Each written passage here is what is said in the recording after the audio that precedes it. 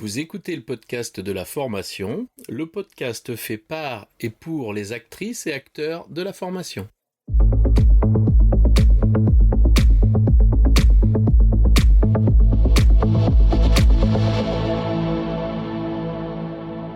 Bonjour et bienvenue. Je suis ravi de vous recevoir sur le podcast de la formation, dédié aux formatrices qui souhaitent profiter de retours d'expériences terrain qui fonctionnent et de stratégies détaillées étape par étape. Chaque épisode vous permet de mettre en place des actions immédiates et d'obtenir des résultats efficaces et concrets. Bonjour à tous et bienvenue sur le podcast de la formation. Aujourd'hui, j'ai le plaisir d'échanger avec Laurent sur un sujet qui nous tient tous à cœur. Comment mieux vendre mes formations? Parce qu'on le sait, une bonne formation, c'est une formation vendue. Alors Laurent, par quoi commence-t-on pour aider les formateurs et les centres de formation à atteindre cet objectif? Bonjour Séverine, bonjour aux auditeurs. Absolument. Le succès d'une formation repose sur des fondations solides. Et ce que je te propose, c'est qu'on explore ensemble les 6 étapes clés qui permettent aux formateurs de se différencier et de vendre plus de formations. En premier, il faut clarifier son positionnement. Ok, mais pourquoi est-il crucial pour un formateur de commencer par clarifier son positionnement justement? Alors, un bon positionnement, c'est comme un signal clair qui attire les bonnes personnes. Imagine un formateur en soft skills qui s'adresse à tout le monde. Quand tu parles à tout le monde, par défaut, tu t'adresses à personne et en plus, il risque de perdre en impact. Au contraire, s'il se concentre sur un public précis, comme par exemple les managers en reconversion, son message devient plus fort et il attire exactement les clients qu'il vise. On a mis ça en œuvre, on a accompagné, nous, un formateur en développement personnel qui peinait à attirer des clients. Après avoir défini un positionnement spécifique autour du bien-être pour les cadres, il a vu son audience croître, car son message résonnait mieux avec les personnes visées. D'accord, je comprends mieux. Donc le positionnement, c'est la première étape. Mais du coup, la deuxième étape, c'est quoi?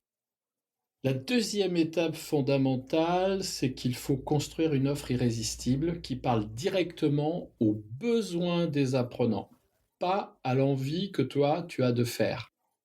Cela peut être fait en intégrant des modules interactifs, en offrant des guides pratiques et en ajoutant des espaces d'échange dédiés. Le tout et le plus important, c'est de créer une expérience unique, engageante et enrichissante. Ce que j'appelle moi le Learning Experience Design. On a, pour vous donner un exemple concret, on a aidé une formatrice en santé mentale, nous, à structurer son programme avec des exercices de mise en pratique et des groupes de soutien. Du coup, ses clients apprenants ont adoré le format et sa formation, elle est devenue incontournable dans son domaine. Et pour les centres de formation, leur proposer quelque chose d'unique qui les différencie de leur concurrence, ça les aide dans leur prise de décision et le fait de choisir notre offre pour la mettre en avant. Ok, super. Alors du coup, j'ai clarifié et j'ai construit mon offre irrésistible. Et maintenant, à qui je m'adresse? Il faut maintenant attirer et connaître son client idéal. Pour faire ça, il faut d'abord identifier les aspirations et les défis spécifiques de ton public. Ensuite, tu peux utiliser des témoignages ou offrir un module gratuit en introduction pour montrer la valeur de la formation et donner envie de s'y inscrire. J'ai aidé un coach en communication, moi, qui voulait attirer des freelances. Et ce qu'on a mis en œuvre, on a partagé des cas concrets et on a proposé une mini formation gratuite. Comme ça, elle a pu attirer de nombreux freelances qui, par la suite, ont pris son programme complet. C'est l'idée de goûter, cette espèce de premier petit pas qui fait, bon, est-ce que ça va être bien pour moi? Les questions des apprenants, est-ce que ça va être utile? Est-ce que l'effort que je vais faire va être récompensé, etc., etc. Mais il y a quand même quelque chose d'hyper important, c'est qu'il faut s'adresser dans ton message à celui qui achète la formation. c'est très différent de celui qui la suit. Les arguments, ils ne sont pas du tout les mêmes. Par exemple, un responsable de formation, lui, son objectif, c'est de développer son centre de profit en vendant de la formation. Donc, il faut qu'il comprenne qu'il va gagner de l'argent en vendant votre formation. Eh oui, je comprends mieux. Merci Laurent. Et alors du coup, maintenant que j'ai fait tout ça, si on parlait de vente, parce que la vente, c'est quand même, faut le dire, hein, c'est souvent un point sensible pour les formateurs. Comment peut-on les aider à vendre de manière quand même naturelle et authentique? Effectivement, la vente, c'est pas quelque chose de très naturel au démarrage et si tu veux qu'elle devienne fluide, elle devient fluide quand on partage son parcours et ses convictions. En vérité, il faut vraiment incarner ce que tu es, ce que tu fais. Tu dois montrer pourquoi, ta formation compte pour toi et comment elle va transformer, les participants. C'est à la fois cette approche humaine qui va réussir à convaincre la direction de t'acheter ta formation.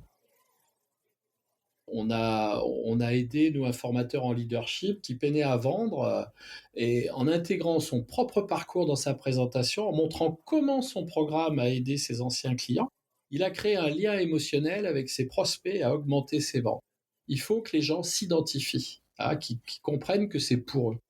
De plus, il faut que tu crées des situations où le responsable de la formation décide d'acheter ta formation. Car s'il en voit les bénéfices et les avantages, ça sera toujours plus facile que de faire le forcing pour lui vendre. Sachant que pour nous, ces méthodes de vendeurs d'aspirateurs nous correspondent vraiment pas du tout. C'est pas, on n'aime pas ça en plus. On est d'accord.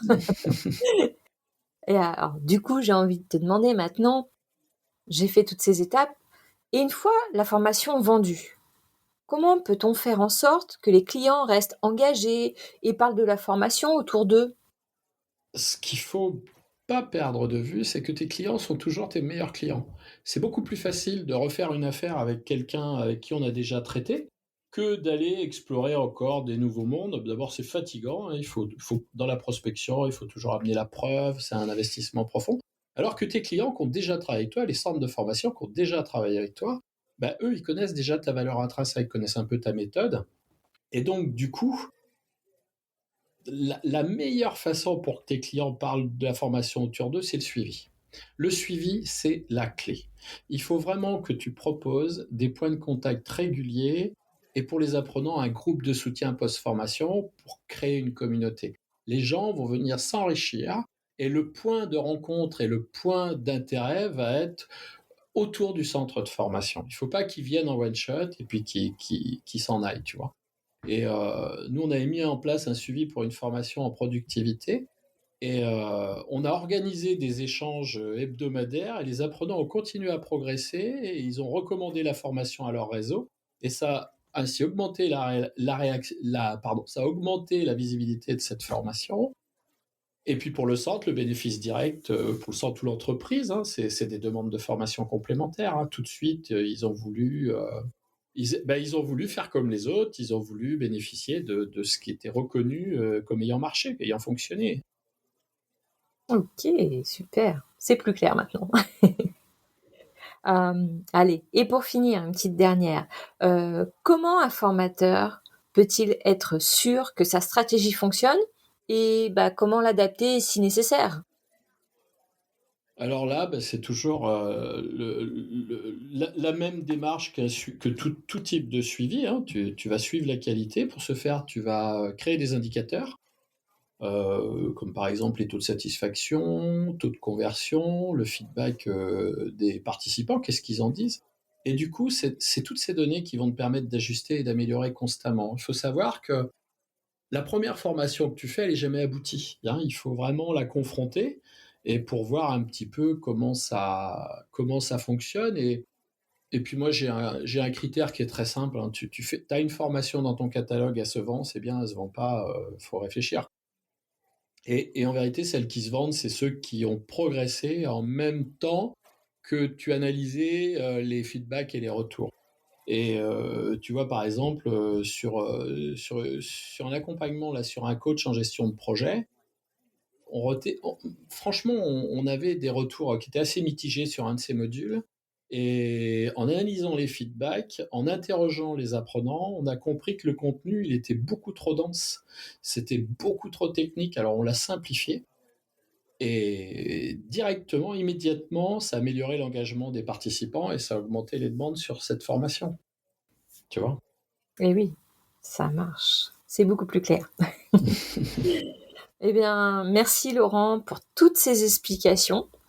Ça montre bien quand même que chaque étape contribue à transformer une formation en formation vendue.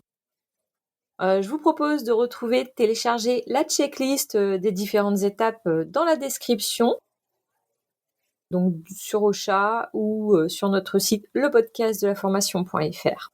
Bah oui, Séverine, c'est en suivant ces étapes, hein, vous pouvez déjà vous démarquer et créer des formations attractives et rentables, hein. Vous hésitez pas à suivre bien ces différentes étapes, hein, c'est important pour votre réussite, hein. Il faut que vous puissiez, c'est bien de former, hein, c'est mieux de vendre des formations, hein, clairement. On est d'accord. Allez, j'en profite. Un petit dernier mot. Si vous voulez aller plus loin, nous vous proposons un échange gratuit pour explorer vos besoins et trouver les solutions adaptées à vos problématiques. C'est l'occasion de découvrir comment améliorer vos formations et attirer plus de clients grâce à notre programme d'accompagnement. Je vous propose de prendre rendez-vous. Retrouvez-nous sur lesderniersmaîtres.fr. Merci Séverine et puis, beh, chers auditeurs, à très bientôt pour vous accompagner dans le succès de vos formations.